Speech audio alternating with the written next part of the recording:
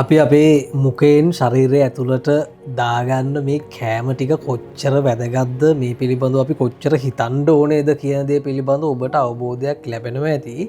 අපි මේ නාලිකාවක්ම මේ කෑම සම්බන්ධයෙන් කතා කරන්න නිර්මාණය කරපු නිසා.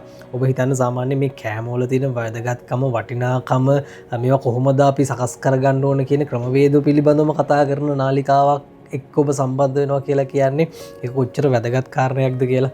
ඉතින් මේ අපි කතා බහ කරන්න සූදානම් වෙන්නේ අද දවසේදී අපේ නාලිකාව ඇතුලේ සුදුලූණු සම්බන්ධයෙන්. දැන් ඔබ හිතනවා ඇති සුදුලූණු දාගෙන කොහොමද අපි මේ මොකක් හරි මේ කරි එකක් හදන්නද මේ සූදානම් වෙන්නේ නැත්නම් මේ මොකක් හරි කෑමක් පිළිබඳව ඔබට කියන්නද මේ සූදානම් වෙන්නේ කියලා. අපි සාමාන්‍යයෙන් ගෙදර හදන හැම දෙයකටම වගේ සුදුලූණු පාවිච්චි කරනවා. මේකේ තියෙන විශ්මය මේකේ තියෙන ගුණ පිළිබඳව ඔබ ටිකක් වැඩිපුර හිතන්නට අවශ්‍යයි කියලා අපි තීරණය කරපු නිසා අපි ගෞරවනීය වෛද්‍යතුමන් සූදානම් වෙන්න ඉන්නවා මේ සම්බන්ධයෙන් ඔබට පැහැදිලි කරලා දෙන්න. ඉතින් වෛද්‍ය උදාර සම්පත් ගුණවර්ධන වෛද්‍යතුමන් අයිබෝන් වෛද්‍යතුමනි බොහොම ගෞරවයෙන් පිළිගන්නවා අපේ නාලිකාව වෙනුවෙන් ඔබතුමන්ව. මේ සුදුලූණු සමහර අය කන්න කැමතිත් නෑ ටිකක් අර ඒ කියන්නේ ස්මෙල් එකට ගොඩක් අය ආසත් නෑනේ වෛද්‍යතුමනි. මේ නමුත් ඉතින් ජාත්‍යන්තර මට්ටමින් මේකේ තියෙන ඒ සුවිශේෂී භාවය හඳුනගෙන තියෙනවා. මේ අපි මුලින්ම වෛද්‍යතුමනි මේක මේ විද්‍යාත්මක පරීක්ෂණ මොන වගේ දෙයක්ද හෙළි කරන්නේ මේ සුදුලූණු සම්බන්ධයෙන් කියලා අපි කතාව ඒ විදිහට ආරම්භ කරමු. ඔව් දැන් ඔබටත් පුළුවන් අන්තර්ජාලයේ ගිහිල්ලා අපිට බලන්න පුළුවන්. එහෙම නැත්නම් විද්‍යාත්මක පරීක්ෂණ නිබන්ධන අපිට බලන්න පුළුවන් වෙනත් ආකාර තියෙනවා. ඒ බොහෝ තැන්වලදී විදේශ රටවල මේ සුදුලූණු පිළිබඳ පරීක්ෂණයන් කරලා තියෙනවා. ඒ පරීක්ෂණවලදී ඔවුන් කියන්නේ විවිධ පරීක්ෂණ ගණනාවක් තියෙනවා. බොහෝ පරීක්ෂණවලදී ඔවුන්ගේ මේ සුදුලූණු සම්බන්ධව යහපත් ප්‍රතිඵල තමයි තියෙන්නේ. ඉතින් එක්තරා පරීක්ෂණයක් කරලා තියෙනවා මේ අධිරුධිර පීඩනයට සම්බන්ධව. ඒ කියන්නේ අධිරුධිර පීඩනය තියෙනවා නම් සුදුලූණු භාවිතා කරාම ඒකෙන් අධිරුධිර පීඩන අඩු වෙන්න පුළුවන් කියලා. දැන් මේ පරීක්ෂණ වාර්තාවල එක වාර්තාවල එක විදිහට තියෙන. සමහර ඒවල කොටසක් පුළුවන් කියලා සමහරලාවට බොහෝ වෙට හොඳයි කියලා කියන කොහොම හරි හොඳ ධනාත්මක ප්‍රතිඵලයක් තියෙනවා. ඒ කරපු එක විද්‍යාත්මක පරීක්ෂණයක්. කියන්නේ පරීක්ෂණ ගණනාවකින් දෙන එක ප්‍රතිඵලයක්. තව පරීක්ෂණයකින් තහවුරු කරලා තියෙනවා කොලෙස්ටරෝල් තියෙනවනේ. කොලෙස්ටරෝල් LDL කියලා කොලෙස්ටරෝල් එකක් ඇත්තනේ ඇඟට අහිතකර කොලෙස්ටරෝල්. අන්නේ කොලෙස්ටරෝල් අඩු කරන්න සුදුලූණු හොඳයි කියලා. එතකොට ඒක පරීක්ෂණයක්. ඊට පස්සේ හදවත් රෝග අඩු කරන්න සුදුලූණු හොඳයි කියලා තව පරීක්ෂණෙන් තහවුරු කරනවා. පරීක්ෂණ ගණනාවක් මම කියන්නේ සරල දෙයක්. ඒ විවිධ කෝණ වලින් බලලා. ඊට පස්සේ තියෙනවා අපේ දැන් නහර අපි දැන් දමනේ සිරායව ගත්තාම මේ නහරව ඝනකම් වෙන එක ඝනකම් වෙනවා වයසට යන විට. ඒක අඩු කරන්න සුදුලූණු හොඳයි කියලා පාවිච්චි කරලා කියලා තියෙනවා ඒකේ මේ පරීක්ෂණ වල. ඊට අමතරව ආහාර මාර්ගයේ සෞඛ්‍ය හොඳ තත්ත්වය ඇති කරන්න සුදුලූණු හොඳයි කියලා තියෙනවා. ඊට අමතරව මුත්‍රා මාර්ගයේ ආසාදන වලදී හොඳයි කියලා තියෙනවා. ප්‍රතිශක්තිකරණ පද්ධතියට යහපත්ව පවත්වන සුදුලූණු යෝග්‍යයි කියලා තහවුරු කරලා තියෙනවා. ඊට පස්සේ අපේ වෛරස් රෝග වගේ රෝගී තත්ත්වවලදී ඒ කියන්නේ ඉන්ෆ්ලමේෂන් කියන ඒවා ඒවල අඩු කරන්න එහෙම තියෙනවා. මේ වගේ පරීක්ෂණ දත සාන්දිය අමාරු වලදී සුදුලූණු තියෙනවා. මේ වගේ පරීක්ෂණ වාර්තා බොහෝම එක මේ සුදුලූණු පිළිබඳ විශ්මිත ගුණ තියෙනවා. අපි ඉතින් මේ ගැන ඔබටත් අන්තර්ජාලයේ බලන්න පුළුවන්. අර ඊට අමතරව විද්‍යාත්මක පරීක්ෂණ බලන වෙනම තියෙනවා.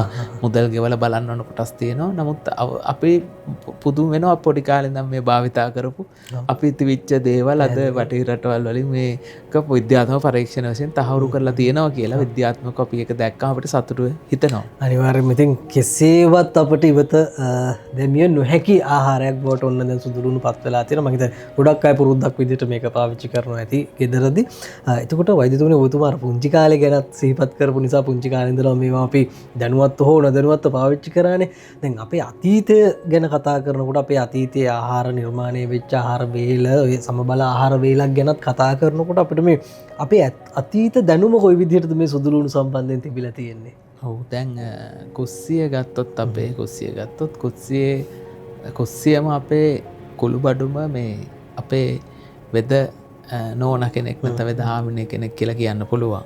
ඉතින් සුදුලූණු කෙනෙක් මේක ඉස්සරහම ඉන්නවා. අතීතයේ ගත්තම අතීත දැනුම සහ අපේ ඥාතීන්ගේ සහ අපිට අත්දැකීම් තියෙනවා ගම්වල. එහෙම ගත්තාම සුදුලූණු කෙනෙක් ඉස්සර බඩේ අමාරුවක් හඳුනට පස්සේ සුදුලූණු තම්බලා දෙනවා. ඊට පස්සේ මේ දරුවෙක් ප්‍රසූත කරලා ආවට පස්සේ සුදුලූණු දෙන අවස්ථා තියෙනවා. මේ වගේ සුදුලූණු සම්බන්ධව බොහෝ එකන අතීතයේ ඉඳම්ම සුදුලුණු භාවිතා කරන හන්දි අමාරුවලට මුත්‍රා අමාරුවලට අතීතෙත් දැන් මේක භාවිතා අතීතයේ භාවිතා කරලා තියෙන ඒක අර හෙළ වෙදකම දේශීය වෙදකම ආයුර්වේදයේ තියෙන පැත්තෙන් තමයි ඒ තියෙන්නේ. එතකොට මෙතන සතුට වෙන කාරණේ තමයි අතීතේ හැම භාවිතා කරලා තියෙනවා. අනිත් පැත්තෙන් අද විද්‍යාත්මක පරීක්ෂණ වලින් තහවුරු වෙලා තියෙනවා. අතීතේන සමහර කරුණු අපිට එකපාරම මේ නොසලකා හරින්න බෑ. මොනවා හරි හේතුවක් නිසා තමයි වසර දහස් ගණනක් හොඳ නිසානේ පරම්පරාවට එන්නේ. එතකොට අතීතයේ වගේ බොහෝ දැන් තවත් අත්බෙහෙත් ලෙස ඔබ බැලුවොත් බොහෝ අවස්ථාවල මේ සුදුලුණු භාවිතා කරලා තියෙනවා. ඉතින් දෙක එකතු වෙන තැනක් එනවා. අතීතයේ තියෙන එක දැන් ඇත්ත කියලා ඔප්පු කරන අවස්ථා තියෙනවා. ඉතින් සරලව කිව්වොත් සුදුලුණු කියන්නේ අපිට අර නිකම්ම අහක දාන්න පුළුවන් දෙයක් නෙමෙයි. නියමිත ප්‍රමාණයට අධික ලෙස ගන්න හොඳ නෑ. අපි මෙතනදී කියන්න ඕන දැන් සමහර වෙලාවට අපි දැන් මොනවා හරි කිව්වට පස්සේ අපි යොමු වෙලා තියෙනවා ඒක අර අවශ්‍ය ප්‍රමාණයට අධික ලෙස ගන්න. එහෙම කිසිම දෙයක් අවශ්‍ය හොඳ නෑ. මොකද ඕනෑම ප්‍රමාණයක් තියෙන ඕනම ඖෂධයක් ඕනම දෙයක් ඕනට වඩා ඕනම නැහැ කියලා කතා. කියන්නේ අඩු වෙන හොඳ නැහැ වැඩි වෙන. ඒක සාමාන්‍ය ගන්න ප්‍රමාණය ගත්තම ඇති. නැතුව මේක දැන් අර රුධිරය දැන් අපි පීඩන අඩු කරන්න මේ අතිරුධිර පීඩනය අඩු කරන්න කියලා එකවර සුදුලුණු ගොඩාක් ගන්න එක නෙමෙයි තියෙන්නේ. නමුත් ඒක ක්‍රමානුකූලව ඇඟට මේ ඒකට අපේ ඇඟට උදව් කරනවා කියලා තමයි කියන්නේ. නැතුව ඒකෙන් විතරක්ම සුව කරනව නෙමෙයි. අන්න ඒක පැහැදිලි කරන එකෙන් උදව් කරනවා. එතකොට එකතු වුණා උදව් කරනවා. ඉතින් ඒ පණිවිඩෙත් අපි දෙනව නැත්තම් කවුරු හරි මේ කාලා මේ අදතර ගන්න සුදුලුණු දිගටම ගත්තා. මොකද අධික ලෙස ගන්න එක නෙමෙයි අපි කියන්නේ. ඒතකොට නැති ප්‍රශ්න තමයි ඇති වෙන්න පුළුවන් සමහර විට. එහෙම තමයි. ඔව්. ඉතින් මේ සාමාන්‍යයෙන් වෛද්‍යතුමනි දැන් අපිට මේකේ තියෙන ආහාරයට ගැනීමේ තියෙන වැදගත්කම ගැන චුට්ටක් අපි මතක් කරොත් මේකේ ගුණ කොයි වගේ දැනට දැනෙන්නේ. දැන් අපි සාමාන්‍යයෙන් මොකක් හරි ව්‍යංජනයක් හදනවා නම් මේවට එකතු කරගන්න පුළුවන් සුදුලුණු. එතකොට ඒක කොහොමද කුඩා දරුවන්ට සහ වැඩිහිටියන්ට? සුදුලුණු සාමාන්‍යයෙන් අපි අපේ ගෙවල් වල ගත්තොත් හැමදාම වගේ එකතු කරගන්න ඔබ දැකලා ඇති ඔය තෙල් සහිත මොනවා හරි ආහාර හදනකොට චුට්ටක් සුදුලුණු ඉඟුරු ටිකක් දාලා තමයි ගන්න. එතකොට අර තෙල් වල තියෙන පොඩ්ඩක් විසගතිය අඩු වෙනවා කියලා පොඩ්ඩක් ඒ කියන්නේ ඒක මතයක් තියෙනවා ඉස්සරින් ඉඳන්. එතකොට ඊට අමතරව අපි දැන් ඕනෑම ව්‍යංජනයක් ප්‍රධාන ව්‍යංජනවලදී සුදුලුණු ටිකක් එකතු කරනවා. ඉතින් ඒක ආහාර මාර්ගයට ගොඩාක්ම යහපත් කියලා තමයි කියන්නේ. ඒ කියන්නේ දැන් විද්‍යාත්මක පරීක්ෂණ වලනොත් අතීතයේ ඉඳනොත් මේ සුදුලුණු ආහාර මාර්ගයට බොහෝ යහපත් කියලා කියන්නේ.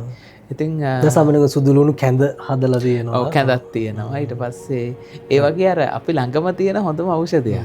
ඉතින් ආහාරවලදී විවිධ විදිහට ආහාරවලදී සමහරවිට සම්බෝල හදනකොටත් සුදුලුණු කොටක් දානවා.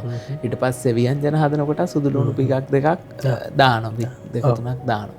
ඊට පස්සේ කැඳ විදිහටත් ගන්නවා. ඉතින් කොහොම හරි සුදුලුණු අපේ ආහාර ගන්න වෙලාවට වෙලා තෙල් කෑමක් හදනකොට සුදුලුණු ටිකක් ඉඟුරු ටිකක් මේ තලලා ඒක පොඩ්ඩක් දානවා. ඒක. එතකොට ඒ වගේ. එතකොට අයිම අපි මේක කතරන හේතුව සමහරට අපි නොදැනුවත් කමින් මේ සුදුලුණු අයින් කරලා ඒ වෙනුවට කෘත්‍රිම රසකාරක දානවා. දැන් සුදුලුණු දාන්නේ නැතුව ලේසියට කොහේ හරි තියෙන රසකාරකයක් දානවා. එතකොට වෙන්නේ අර ඉස්සර තිබිච්ච ඖෂධීය ගුණය අපි රැකපු බෙහෙතක් වගේ ඖෂධයක් ලෙස අපිව රැකපු මේ සුදුලුණු අයින් කළා අපි කෘත්‍රිම රසකාරක දාමු අර ඖෂධීය ගුණය නැති වෙනවා. රස විතරයි. ඔව් තෙල් ගන්න විට නැත්තම් වෙන ආහාර ගන්න විට තියෙන විස ප්‍රමාණය අපිට එහෙමම එනවා. දැන් සුදුලුණු අතීතේ නම් මේ පෙරදිග රටවල භාවිතා කරලා තියෙන විස අයින් කරන්න.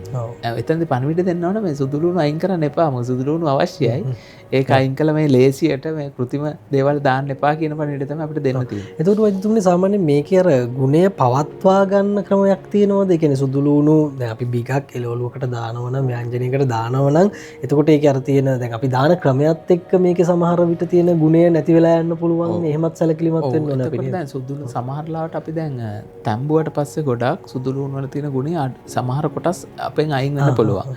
නිසා ආහාරවකට දාන එක කමක් නැහැ. මොකද ඖෂධ වශයෙන් භාවිතා කරනකොට එහෙම ඒ ගුණ රැකෙන්න ඕන. ඒක නිසා තමයි දැන් අපේ නිෂ්පාදන බොහෝ නිෂ්පාදන අපි මේ සුදුලුණු භාවිතා කරලා තියෙනවා. දැන් අහනවා ඇයි මේ සුදුලුණු භාවිතා කරලා තියෙන්නේ? එහෙම අහනවා. හැබැයි ඇහුවට අපි ඒකේ ගුණය මොකද සුදුලුණු සහ අනිත් සංයෝග එකතු වුණා. අනිත් අපි ඉඟුරු, කොත්තමල්ලි, මදුරු තල, ආඩතෝඩ ඒ වගේ එකතු වුණාම වෙනම ගුණයක් එනවා. එතකොට ඒ ගුණය රැකෙන්න නම් අපි ඒක හරියට නිෂ්පාදනය කරන්න. ඒ කියන්නේ කියන ඔබතුමා නිෂ්පාදනය කරපු ඖෂධවලට ඒවත් තියෙනවා. අන්තර්ගත කරලා ඒකට තියෙනවා. හේතුව දැන් ඒකට හේතුව දැන් අහනවා මොකද එහෙම සුදුලුණු දාලා තියෙන කියලා මේක බහුලනේ. මොකද අපිට සමහරලාට මේ සුලභව තියෙනේ වල අගේ අපි කොච්චර අගයක් නැහැ. ඒ කියන්නේ ඒක ලෝක ස්වභාවය. අපි දුලබ දෙයක් තමයි ගොඩක් කරලා දෙනවා. සුලභව තියෙන දේ අගේ. නමුත් ඒක සමහරලාට සුලභව තියෙන දේවල් වල හොඳ අගයක් තියෙන දේවල් තියෙන්න පුළුවන්. ඒතර දැන් අපේ ඖෂධ නිෂ්පාදනයේදී අපි සුදුලුණු භාවිතා කරන විට කිසියම් තත්ත්ව ක්‍රමයක් අනුව තත්ත්වයක් ඇතුව තමයි ඒකට කරල්ලට යොදා ගන්න. එතකොට එතනදී අපි අර සමහර තැන්වල විනාශ වෙන ගුණය ආරක්ෂා කරන්න බලලා තියෙනවා. ඉතින් මම කියන්නේ දැන් කොහොමත් සුදුලුණු කියන එක ඉතාම හොඳ දෙයක්. නමුත් ඖෂධ දාලා ගන්නවා නම් අපි තවත් හොඳට භාවිතා කරන්න ඕන. ඒ යොදා ගන්න අනිත් වට්ටෝරුත් එක සංයෝගත් එක්ක කොහොමද ප්‍රතික්‍රියා කරන්නේ හොඳයිද කියලා ඒවල ගැනත් අධ්‍යයනයක් කරන්න අවශ්‍ය වෙනවා. පැහැදිලිවම ඉතින් මේ අපේ ආහාර සම්බන්ධයෙන් කතා කරන නාලිකාව ඇතුලේ සුදුලුණු සම්බන්ධයෙන් තමයි මේ වැඩසටහන අපි අරගෙන ආවේ. ඔබ හිතන්නේත් නැතුව ඇති සමහරවිට අපි මේ ගැන කතා කරයි කියලා නෑ. මොකද මේකේ තියෙන වටිනාකම එමටයි. ඒ නිසා ඔබ දවසේ වේල් 3ට අනිවාර්යයෙන්ම පොඩි ප්‍රමාණයක් හරි එකතු කරගන්න එක අගුණයක් වෙන්නේ නැහැ නේද වෛද්‍යතුමනි? වේල් 3ටම සාමාන්‍ය ව්‍යංජනයකට දැම්මට නෑ. මොකද මේක අද නෙමෙයි අවුරුදු දහස් ගණක් ඇවිල්ලා තියෙනවානේ. මේ අගුණයක් වුණා නම් මිනිස්සු මේ එහෙනම් ප්‍රතික්ෂේප වෙලා යනවා. ඉතින් අනිත් එක තමයි විශේෂම කාරණේ. දැන් ඔබතුමා ඒ අධ්‍යයනයක ඉන්නේ මේවා ගැන පරීක්ෂණ කරනවා. මේ ඔබතුමා සකස් කරන ඖෂධවල පවා මේ ගුණ ඒ රැකෙන විදිහට ඔබතුමා කටයුතු කරලා තියෙනවා. ඉතින් වෛද්‍යතුමනි ওই කාරණා ටික තමයි අපිට සුදුලුණු සම්බන්ධයෙන් විශේෂයෙන්ම මතක් කරන්න සහ කතා කරන්න තියෙන්නේ. එහෙනම් බොහොම ස්තුතියි ඔබතුමන්ට මේ සම්බන්ධයෙන් අපි දැනුවත් කරන්න සම්බන්ධ වුණාට. වෛද්‍ය දාර සම්පත් ගුණවර්ධන වෛද්‍යතුමනි ආයුබෝවන් කියලා සම්බන්ධ අපි ඉදිරියට තව මේ වගේම ආහාර එකින් එක අරගෙන අපිට කතා කරන්න පුළුවන් මේ වගේ තියෙන ගුණාත්මක භාවයන් පිළිබඳව.